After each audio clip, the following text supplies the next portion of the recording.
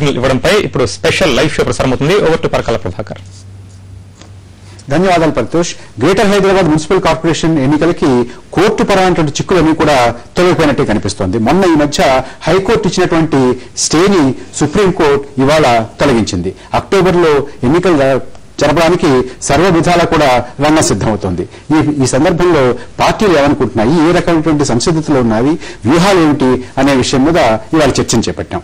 ఇవాళ చర్చలో పాల్గొనడానికి భారతీయ జనతా పార్టీ మహానగరం అధ్యక్షులు శ్రీ చింతల రామచంద్రారెడ్డి, కాంగ్రెస్ శాసనసభ్యులు శ్రీ డి సుధీర్ రెడ్డి మనతో ఉన్నారు. సుధీర్ రెడ్డి గారు, మొన్న హైకోర్టు స్టే ఇచ్చినప్పుడు చాలా మంది అభ్యంతరం వ్యక్తం చేశారు. మీరు సుప్రీంకోర్టు వరకు వెళ్ళడం ఎందుకు, హైకోర్టు ఇచ్చినటువంటి చేసినటువంటి వ్యాఖ్యలు సరిదిద్దుకోవచ్చు కదా, సమయం ఉంది కదా. కానీ మొత్తానికి సుప్రీంకోర్టుని మీరు నచ్చ చెప్పగలిగారు, సుప్రీంకోర్టుని ఒప్పించగలిగారు. మీరు అనుకున్నట్టుగానే ఎన్నికలకి ముందుకు వెళ్ళడానికి రంగం సిద్ధం చేసుకున్నారు. ఏం చెప్పారు సుప్రీంకోర్టుకి? సుప్రీంకోర్టులో స్పష్టంగా సుప్రీంకోర్టు న్యాయమూర్తులు ఏం తెలిపించారంటే, ఈ క్రీమీ లేయర్ విషయంలో ఏదైనా అభ్యర్థులు పోటీ చేసే సమయంలో క్రీమీ లేయర్ల పరిధిలోకి రామని చెప్పి ఒక అఫిడవిట్ ఇచ్చేసి మీరు కంటెస్ట్ చేయొచ్చు అని చెప్పడం జరిగింది.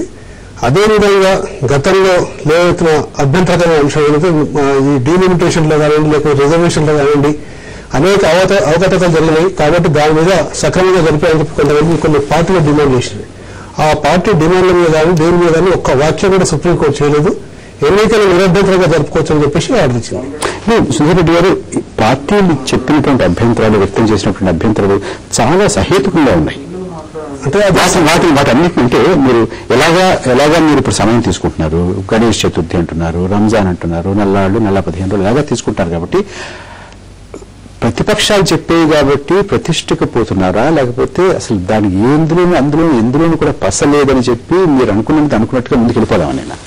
లేదండి, ప్రతిపక్షాలు చెప్తున్నారంటే ఎప్పుడు కూడా పెద్ద అలా ఆ పదజాలను ఉపయోగించడానికి అది అవాస్తవం. ఎందుకు అవాస్తవం అంటే, గతంలో కూడా అనేక సందర్భాల్లో శాసనసభ ఎన్నికల్లో కూడా ఓట్ల వ్యత్యాసం చాలా భారీ తేడాలు ఉండే. ఉదాహరణకు మహారాజ్ గంజ్ ఓటర్లు తీసుకుని 93,000 ఉండే, అదే ఖైరతాబాద్ ఓటర్లు తీసుకుని 6,20,000 ఉండే. అప్పుడు నేను అభ్యంతరం దాని విషయం అసలు పట్టించుకోలేదు. ఈ రోజుల్లో ఏదో కొన్ని తేడా వస్తాయని చెప్పి దాన్నే పెద్ద భూతంగా చూపించి కేవలం ఎన్నికలు వాయిదా వేయాలనే ఉద్దేశంతో లెవెల్తో చేసిన పని కానీ వేరే ఉద్దేశం లేదు. ప్రతిపక్షాల పార్టీకి ఈ రోజు హైదరాబాద్ లో స్థానం లేదండి. ఎందుకు లేదంటే, కాంగ్రెస్ పార్టీ చేసిన కార్యక్రమాల పట్ల ప్రజలు ఆకర్షితులై కాంగ్రెస్ పార్టీ మొత్తం మీరు చాలా విశ్వాసంతో ఉన్నారు. సుప్రీంకోర్టు ఇచ్చినటువంటి స్టేని మీరు హర్షిస్తున్నారు.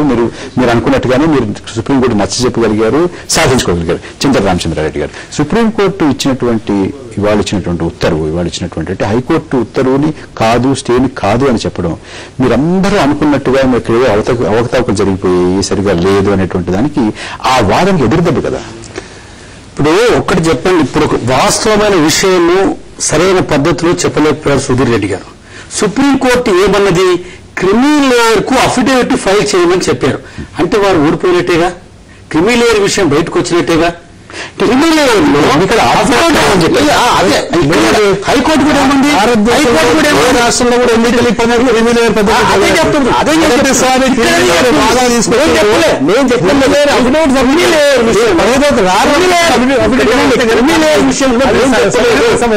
లేయర్ విషయంలో హైకోర్టు చెప్పింది, మేము చెప్పలేదు. న్యాయస్థానం చెప్పినటువంటి దాంట్లో మేము పోవడం లేదు. కానీ న్యాయస్థానంలో సుప్రీంకోర్టు చెప్పినటువంటి విషయంలో అఫిడవిట్ ఫైల్ చేయమని చెప్పంటే అర్థం ఏంటి? హైకోర్టును సమర్థించినట్ట, వ్యతిరేకం చేసినట్ట?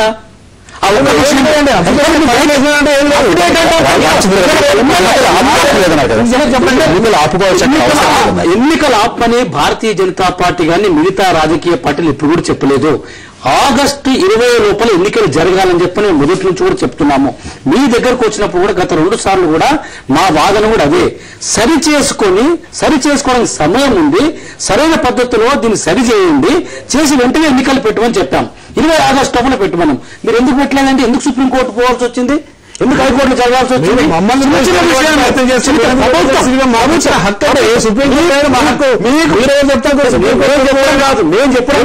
హక్కే లేదు మీకు. ప్రజాస్వామ్యంలో అడిగేటటువంటి హక్కు మాకు కాదు, ప్రతి వాళ్ళకు ఉంది. ఒక్క ప్రశ్న మీకు. ఇప్పుడు ఎన్నికలు పెట్టుకోమని సుప్రీంకోర్టు చెప్పింది. ఎన్నికలు సెప్టెంబర్ చివరో అక్టోబర్లోనూ సంసిద్ధం అయిపోతుంది. ఎవరన్నారు? మేము ఆగస్టుకే రెడీ ఉంటుమే, ఆగస్టులో పెట్టమని చెప్పామే. ఎందుకని పెట్టలేదు మీరు ఆగస్టులో? ఎందుకు మీరు కోర్టులు పోవాల్సి వచ్చింది? ఎందుకు మీరు సరైన పద్ధతిలో డిసైడ్ చేసి మీరు ఎందుకు పెట్టలేదు?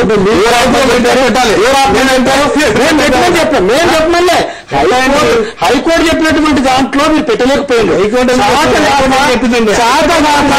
సరైన పద్ధతిలో